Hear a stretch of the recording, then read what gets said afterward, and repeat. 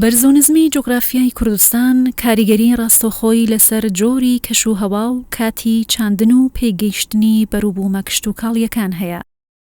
گوندی کوڵکنی یەکێکی ترە لەو گوندانەی کەوتۆتە ناو دەشتی شارە زوورەوە و هەمان کەشوهەوای هەیە. ئەم کوڵکنی هێمە بە زۆری گوڵی تیا بووە.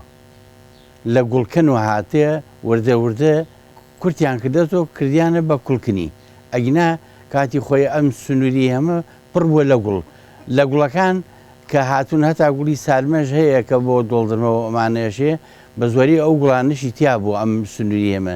ئیتر گوڵکەن لە گوڵۆ هاتووە وردە وردە بووەتە کوڵکنی.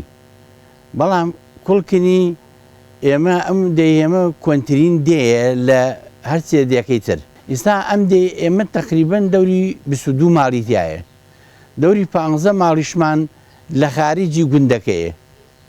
لە سەیسایەقە و لە سلێمانیە و لەم دوو شوێنەیە. ئێمە تەقریبەن 180 کەسە بین. ئەمەی کە ئیسا لە گونداکە حازرە. ئێمە سەر بە ناحەی سیروانین هەر سێ دێکەمان عیدی ناحەی سیروانین. بەڵام بە عەرز و ئاو دوو کوڵکنیمان عیدی خورماڵین بە ئیدارەی خورماڵین. بەڵام کوڵکنیەکی ترمان کوڵکنی حاجی محەمەدی پێڵێن ئەو هەر بە عەرز و ئاوەکەش عیدی سیروانە.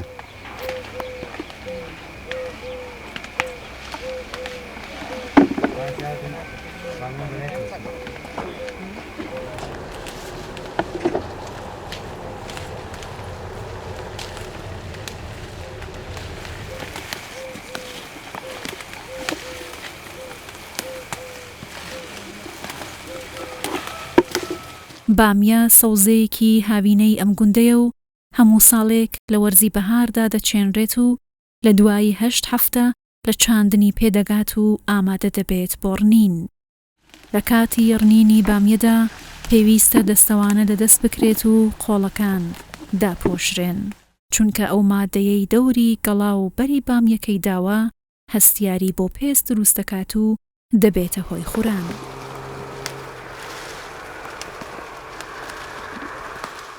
تقریبا لێکی چوارۆمەنەوە ئەتوانیت ئەم تۆ بۆشێنی. دوو جۆر تۆیش هەیە. ئەم دوو جۆر تۆوە ئەیکیان ئەم تۆیە ئەمە بامێ کوردیەکەی خۆمانە بڵین. ئەم بامێ ئەمە جۆرێکێتی ئەمە کوردیەکەی خۆمانە ئەسڵێکەتی. جۆرێکی تریشیان هەیە ئەو حەلەیە حەلە درێژەکەیە. تر لە بازاڕە ئیسادە ئەمە مەرغوبترە. ساڵانی تر ئەوی مەرغوب بوو ئیساتی ئەمە مەرغوبە. هەندێک شوێنی ژەیە ترە ئیسا بۆ نمونە ئەمە من بە ڕەواتەیی کردومە ئاوی زۆرە.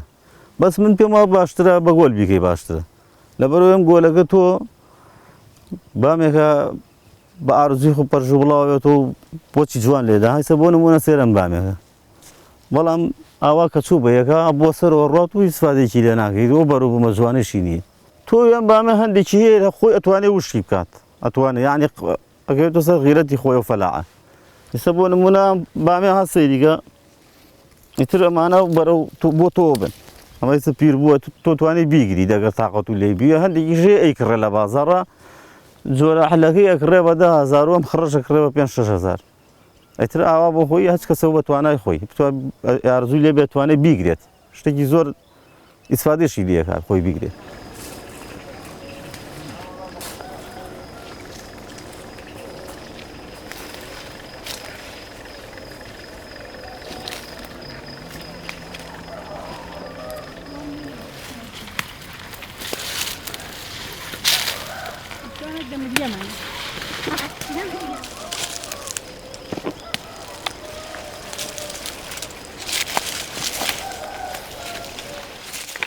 دەشتی شارە زۆر هەر هەمووی بە پیت و بەرەکەتە. بەڵام جووتیارەکان بێئەمەل بوون. بێئەمەلی چۆنە؟ خەڵک ئەوەنە هەوڵی دا حکومەت ئاوڕێ لێ نەدان و لە زۆر ڕۆ بۆ نمونە ئیسا تۆ ئەم بامێ بەرهەم تێریت. تێگەی بڕواکەی لە جنوب بامێ لەگەڵ ئەم بامێ هاتوو بێرە. بەڵام نیەمە ئیسا ناڕوا بخوارڕ و لەوێ نەماوە. یعنی سەیری ئەم بەراورد دەبکە. بۆ نمونە تەماتە لە ئێرانۆ تێت. ئەوە تەماتەیە لێ بڕۆ بزانە قەترێ دەرمانیاتیا تیایە نییە. بەڵام تەماتە تێت لە ئێران و لە شوێنانی ترۆ هەمووی دەرمانە. یعنی هەر داینێ بیچنە لەو پلاسکۆ داینێ بۆ بەیانی سەیریگە و پلاسکۆ نیشتووە. تەماتەی ئەمە تەماتەیەکی بێخەڵ و خەشە بەڵام نازانم بۆ ئاکەن لە فەلا مەبەست چی لەمە ئیسفادەکرێ لێ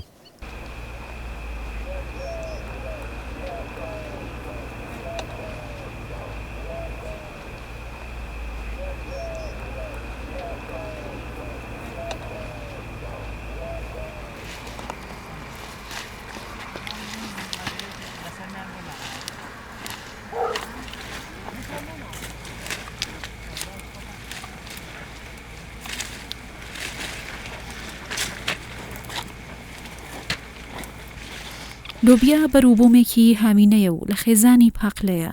ئەمڕۆکە لە هەموو جۆرە خاکێکدا دەچێنرێت، بەڵام گونجاوترین خاک ئەوەیانە بە توخمە خۆراکیەکان دەوڵەمەند بێت. کاتی چاندنی ئەمڕۆکە دەکەوێتە مانگی ئازارەوە، لە ماوەی 50 بۆ 80 ڕۆژدا پێدەگات و 3 مانگ بەردەدات.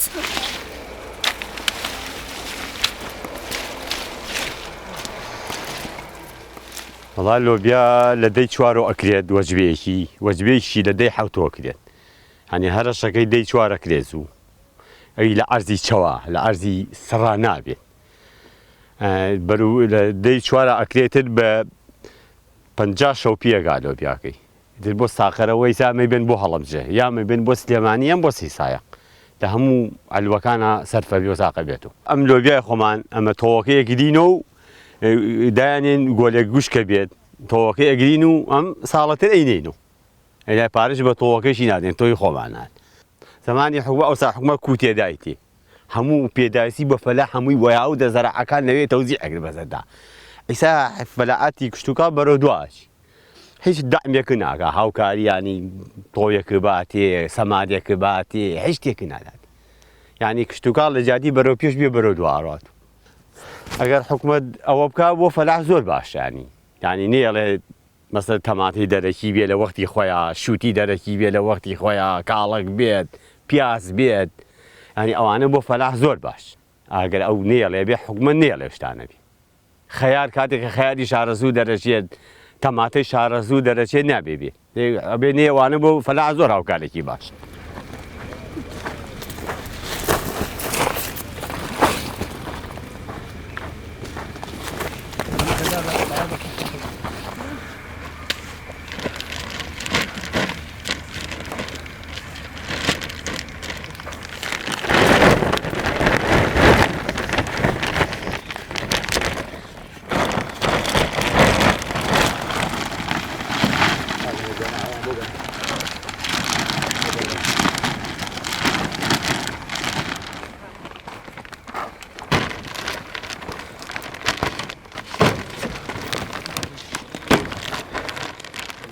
والله ئەمە وەختی خۆی باوەپیرانی من لە تەمەنی منام بۆ لە ماڵیدی لە ساڵی هەشتاکانەوە ئێمە هەموو داهاتێکمان بەس فەلاعی لەم شارە سوورا یان فەلاعی و یان بوڵاغداری و یان حیوانداری ئەوەی مەدیقەکەی شارە زۆر فەلاعەتە بنارەکان حیوانداریە یعنی هەمووی خەڵک ژیانی لەسەر فەلاعەت بوو باشیش ئەژیات.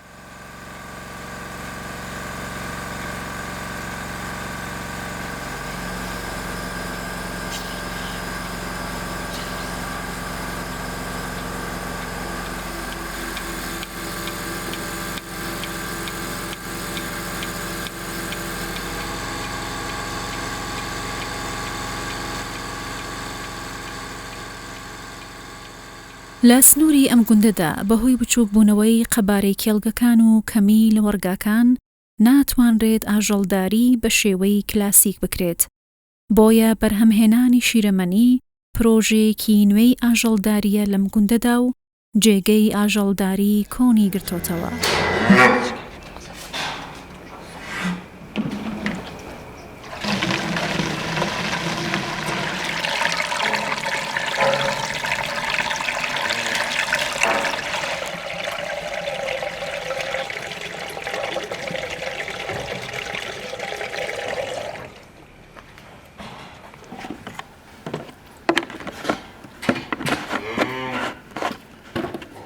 پرۆژەکە تقریبا 9 بۆ 10 مانگ پێش ئێستا لەگەڵ برایەکمە پرۆژەمە هەبوو مێشمانە کە شتێکی وا دروستکەین و بۆ خزمەتکردنی هەم ئیسفادی بۆ خۆمان بێ هەم خزمەت بە دەوروبەرەکەمانکەین تقریبا مدەی ئەوە نەبێ دەستمان پێ کردووە مانگەکانمان وەجبێکمان هەبوو وەجبێکمان لێکڕین زیادماگرن مانگەکان بۆ مەسەلەی خواردن و علەفۆمانێشی وێنجەمان بۆ کردوون تقریبان بۆ 12 وێنجەمان بۆ کردوون سیراجی زەڕاتمان بۆ کردوون لێرە یانێنێ و خزمەتیانەکەین بۆ ساکردنەوەی بەرهەمەکەیشی ئەینێرین بۆ هەڵەبجە و خۆمان مارکێتمانی لێداێنین ئینجاوەکم خەڵکێ لە سلێمانی و لە عربەت و لە سیسایق و لە هەڵەبجە تەڵەبیاتێکات شەوانەیان ڕۆژان تەلەفۆنمان بۆکەن ئەڵێن ئەوەنە ماسمان بۆ دانێنوێن لە ماڵ بەیام لە دوکانەکە بێخوان لەوێ ئیبن مانگەکانمان بۆرەک و سمیتاڵن بەرهەمەکانشیان زیاتر بۆی پرۆژەکەمان پرۆژەی بە خێوکردنی مانگای شیرە هەر زیاتر بەرهەمی شیر و ماسی لێفرۆشتین و دوو بەرهەمەیان هەیە خواردنیان لە شوێن پاکردنەوەی شوێنەکان اینجا بۆ جیازەی کە لە پشتمانوێ بەیانیان و ئێواران دووجار ئەیان دۆشین هەم بە جیازیان دۆشین و شیرەکەی بینە بوو ماڵەوە لە ماڵەوە شوێنێکمان خانوێکمان بۆ تەرخان کردووە ئامێری ساردکردەوەی تایە ئامێری کوڵاندن و بەستون و هەمووی ئامادەکاریمان بۆ کردو و شتێکی پاکوتەمیز و ڕێکوپێکمان بۆ کردو لە ماڵەوە شوێنێکمان تەرخان کردو بووی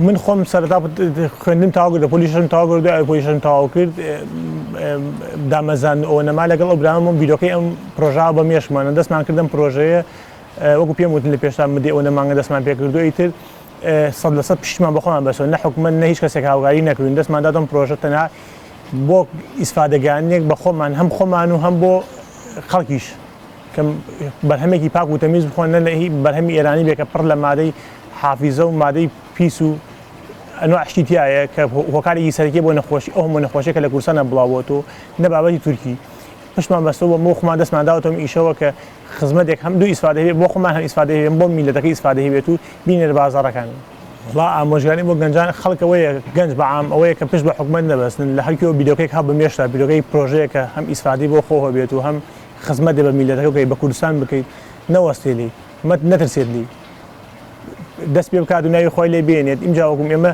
پرۆژەکە بۆ پێم وتی ئەوەن دەستمان بێ ئەمانەی ئینشەڵا گەورەیەکین پرۆژەی بەخێوکردنی مانگای گۆشتیشی بەدوا بێنین کە لەسەر قاعە بکەین و ئینشەڵا پرۆژەی گەورەکەین و بیکەین بە دوو پرۆژە و هەم لە پرۆژەی شیر بێت و هەمیش پرۆژەی بەخێوکردنی مانگای گۆشت بێت لەگەڵ ئەوەشا کە ئەمانەمانکرد ئەتوانین هەلی کار بۆ خەڵکی کە دابمەرزێنین کە لە کوکنیا بێ یا خەیری کوکنی بێن لەگەڵ ئێمە ئەوان ئیسفادەیەکی مەریان دەستکەوێت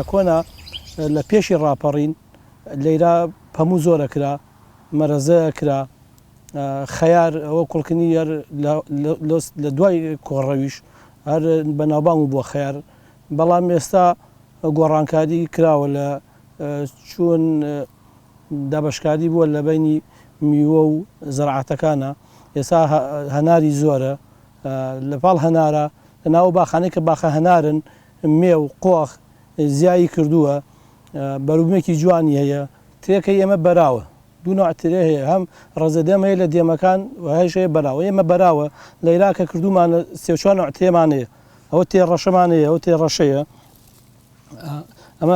ئەوە تێی سەرقوڵەی پێڵێن ئەمەش ترێی ترە ئەمەش تێسپێیە دوای سۆپەریشمانەیە ئەمەش ترێی سۆپەرە ئەم نەوعی ئەم نەوعانە هەمووی ئەمانە تێی سۆپەری پێڵێن ئێستا کە معاش بەرەو کەمی و بەرەو قەیران ڕۆشتووە خەڵک گەڕاوەتەوە بۆ زەرعات و گەڕاوەتەوە بۆ ئیشوکار لە ناو زەویەکانیا ساڵی وایە جاران ئەگەر یەک جار زەویەکەی بکردایە بکێڵای بکردایە بە جۆرێک تەماتە بێ کولەکە بێ خەیار بێ ئێستا هاتووە ئەیکات بە خەیار دوای خەیارێکا بە کولەکە هەم دوای کولەکەیکا بە پیاز و شێلم و شتی پاییزە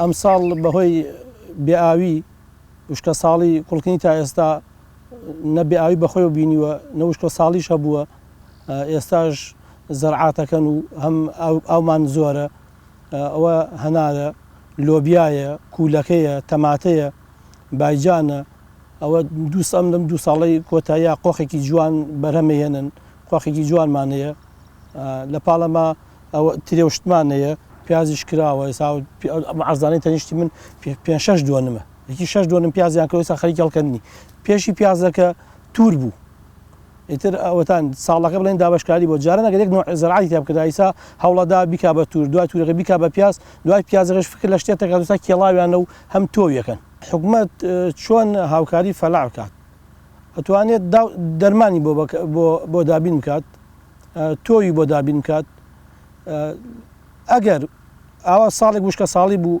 بیری هەڵکەنێت پێویستی بە بیر بێت کە بیری هەڵکەن بیریش ئاوەکەی سیستەمەکەی بە کارەبا بێت تۆزیعکردنەکەی ئەبێ وحدەی کارەبا هەرزان کا لەسەر فەلاح لەبەرەوەی ئێستا زۆربەی باخانە بە 130 دینار وحدەی بۆ داناو 130 دینار زۆرە تۆ سەرەکەیت کارەبای ماڵێک بە 18 دینار تا 24 دینارە وحدەی یەکەمی لە باخا کردێتی بە توجاری تۆ 6 دۆنم باخی هەیە هاتوو ئەڵێ خانوویەکی تایە بە حسابی ڤێلای بۆ کردو حسابی شوێنی دانیشتنی بۆ کرد تۆ ئەگەر خانوویەک لە ناو باخەکانە بێت لەکوێ ئیسراحەتەکەی وەختێکیش بێت کارەبا بە 130 دینار باتێ ئەگەر بێین ئەم باخەی بن بای دوم لە داهاتی هەبێ ئەبێ ملیۆنێک بەس بە کارەبا بدەمەوە بە حکوومەت لە پاڵەما بێ هاوکارم بێت سعری کارەبان بۆ دابەزێنێت من ئیسیفادە لە بەرەبوومەکە بکەم